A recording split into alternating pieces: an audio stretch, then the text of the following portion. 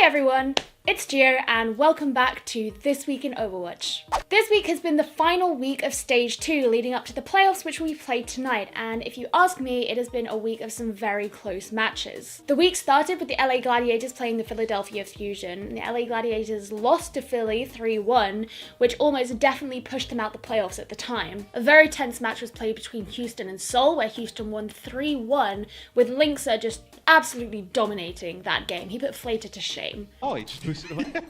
I mean, somehow Raucus got a really long Discord orb on Zumba, so Zumba was never going to win that fight. That's Munchkin down, though. Final blows, 5 deaths. So Jake playing very good on Tracer here. Thread the needle, Linkser.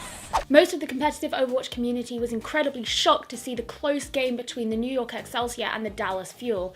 Dallas ran a completely different roster to how they usually do, bringing Seagull back but putting him on the off-tank position and letting Mickey play main tank. The final score for that series was 3-2 to the New York Excelsior. However, the fifth match was incredibly close and could have quite easily swung the other way. This led to a lot of interest in the new plans for the Dallas Fuel and how they're going to be continuing on in the future, because this is a big change to how they've been performing for earlier parts of the stage. The match between Philadelphia Fusion and LA Valiant was the final nail in the coffin for Seoul, as they were officially kicked out of playoff contention when Philadelphia beat LA Valiant 3-2. And to finish the week, one of the closest games we've ever seen in the Overwatch League was the Boston versus LA Gladiators game that we saw last night. Ending 3-2 to Boston, however, could have very easily gone the other way. This really showed us what good competitive Overwatch is like. Tonight we will see the playoffs with London playing Philadelphia Fusion, and the winner of that match will be playing New York Excelsior for the top spot. Personally, I'm hoping to see a recreation of the Stage 1 playoffs with London coming out on top, but I'm biased.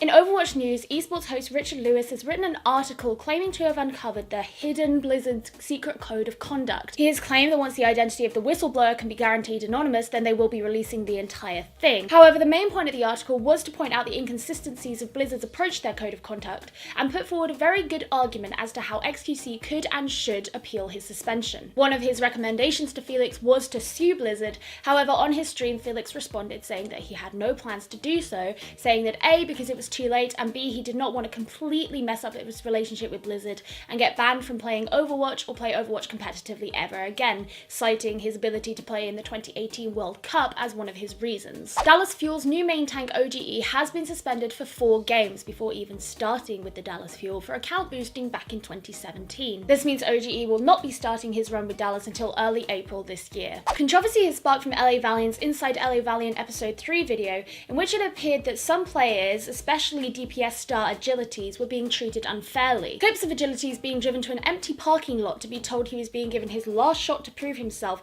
made fans question the management's treatment of players. This especially sparked a disturbance on social media when the clip was played before the Philadelphia versus LA Valiant game this week. In more LA Valiant news, esports commentator Rob Breslau tweeted saying he'd received word that LA Valiant were considering selling and/or trading their 2 French players Unco and Soon. According to his sources, the Dallas Fuel are in talks with LA Valiant for trades, as LA Valiant are also considering picking up a Korean player to mesh with their team. In Overwatch, the new patch number 1.22 will be bringing a lot of changes to the game. The new Avoid This Teammate feature will be added to competitive and will prevent you from being able to be match made with that player for another week. Along with this, the griefing option within the reporting menu will be changed to gameplay sabotage and will be used exclusively for players who are throwing. Diva and Zenyatta will be receiving a nerf, while Reaper and Mei will both be receiving buffs. This is in light of Brigitte being added to the game and having to rebalance some of the heroes as a result. There'll be some animation changes to Moira as well, just to help with the visibility, as some of her abilities can be quite jarring on the eyes. And until the playoffs tonight, that's it for Overwatch this week. I hope you enjoyed watching and hopefully see you next week. Stay classy, San Diego.